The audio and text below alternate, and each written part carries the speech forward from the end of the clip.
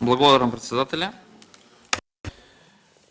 Еве денес во второ читање го разгледуваме предлог законот за исплата на паричен надоместок на жртви од кривични дела со насилство.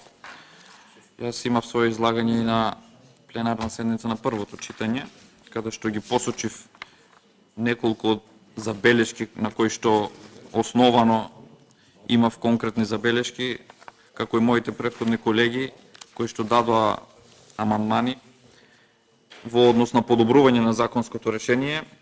Најпрво сакам повторно до заменик министерот дополнително доколку може да ни даде дополнителен одговор во однос на конкретно ова го прашав и на пленарна седница, сакам дополнително да ги доразјасниме за да биде во функција на законското решение и духот во кој што се носи овој закон.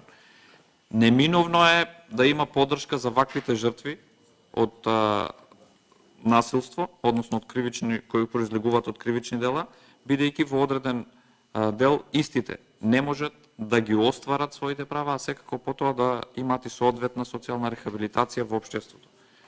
Треба да го има, меѓутоа, јас имам неколку дилеми на кои што можеме да поразговараме. Еве конкретно во членот 13, значи предуслов за остварување на правото на паричен надоместок. Во ставот 1 се вели: предуслов за остварување на правото на паричен надоместок согласно одредбите од овој закон е кривичното дело да е евидентирано или пријавено во полиција или во јавно обвинителство. Тоа значи доволно е пријава.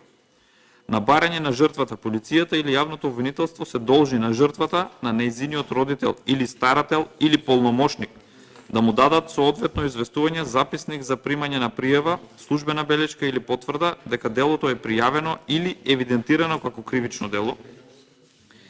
Ова ми е дилемата и недоумицата да не стане пракса, односно да не се соочиме со практична примена во однос на одредбите од овој закон. Да наидеме на дополнителни пречки при остварување, бидејќи во самата комисија ќе членуваат луѓе кои што се во текст со овие настани, со вакви постапки и да не се доведеме во ситуација да истиот не може да се применува. Зошто го велам ова? Бидејќи во постапка на утврдување на потребата од давање на ваква помош, без конкретен, конечен или правосилен или акт или правосилна пресуда, не можеме да бидеме најасно за што станува збор. Конкретно, како пример ќе го дадам, еве, случаите кај што имаме пријава од семејно насилство. Двајца брачни сопружници има семејно насилство и двајцата пријавуваат во полиција дека другиот брачен другар е оној насилникот, односно кој што го врши семејното насилство. Комисијата врз основа на кои критериуми ќе утврди кој е жртва се додека немаме одредена правосилна пресуда или конечен акт.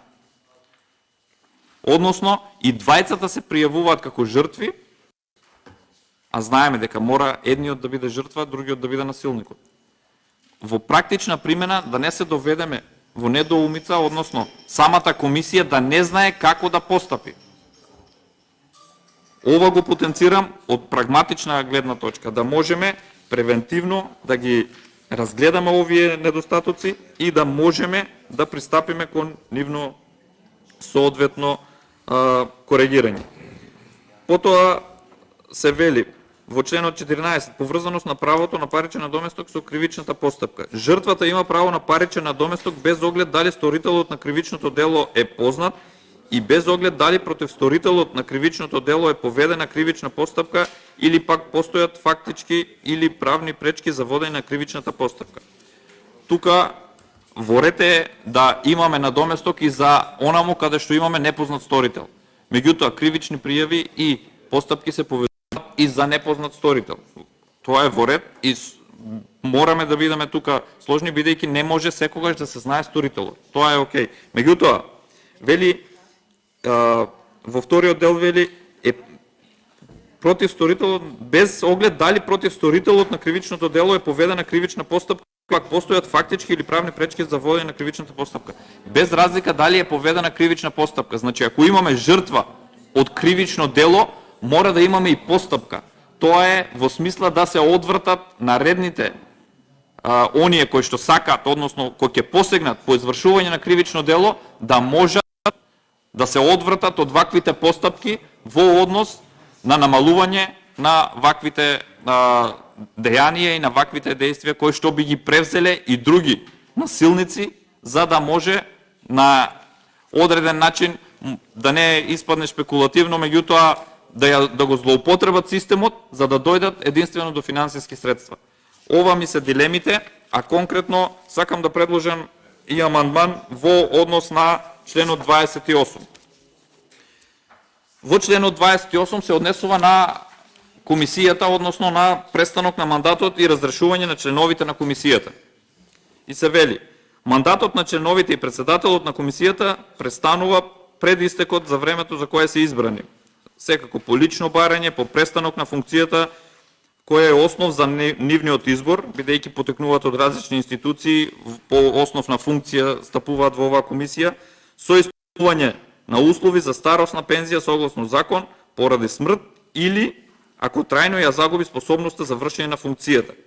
Председател и член на комисијата се разрешува по иницијатива на органот кој го предложил заради несовесно и нестручно вршење на работата, злоупотреба на службената должност, доколку е недостоен за вршење на работите во комисијата или неоправдано отсуствува на 3 последователни седмици.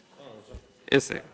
Исполнувањето на условите за престанок од ставот 1 на овој член ги утврдува комисијата со мнозинство гласови од вкупниот број членови и поднесува иницијатива за престанок на мандатот до владата на Република Македонија. Иницијативата за поведување на постапка за разрешување на член или председател на комисијата поведува органот кој ги предложил Министерството за правда или комисијата со мнозинство гласови од вкупниот број членови и ја доставува до владата која одлучува за разрешување на членот на комисијата. Конкретно, како предлог на амандман го давам следниот. Во членот 28, после ставот 4, да се додаде став 5 кој гласи: во прилог на иницијативата за разрешување согласно ставот 2, алинеја 3, се доставува детално образложение во кое се наведуваат причините поради кои председателот или членот на комисијата се недостојни за вршење на работите во комисијата. Ова се предложува поради тоа што основот за предвремено разрешување од функцијата председател или член во комисијата да е недостоен за вршење на работите, тешко или речиси невозможно да се утврди без претходно детално утврдена постапка. Детално образложение кое би било во прилог на иницијативата за разрешување по овој основ би придонело за транспарентна постапка, односно некој вид на доказ дека навистина станува збор за недостојност за вршење на работите во комисијата. Ова, како што е во дадениот момент, е многу сувопарно во делот каде што се вели доколку е недостоен за вршење на работите во комисијата. Сметам дека иницијаторот кој што ја доставува оваа иницијатива треба во најмала рака да даде неколку причини и соодветни забелешки на што се однесува оваа недостојност, да не се доведат членовите во ситуација да самоволно одлучуваат без никаква претходна индиција и претходен заклучок за што станува збор. Ова ми се забелешките во моментот, доколку има министерот образложение на првиот кој што го зборува, дополнително да ни даде одговор, и предложениот амандман би предложил до колегите, доколку се во можност, да биде уважен со цел попрагматично и по лесно исполнување на обврските од самиот закон и негова практична примена. Благодарам.